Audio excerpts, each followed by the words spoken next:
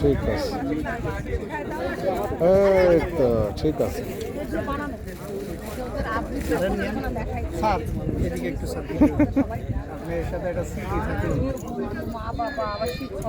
বড় হলে দেখবে এই তুই ভাই ও একা একা খায় খাওয়া দিতে গেলে ভালো তো খাবে না নিচ থেকে ফেলে দেবে স্যার আজকে তো একা হতে খাই যাচ্ছে বিশাল ব্যাপার।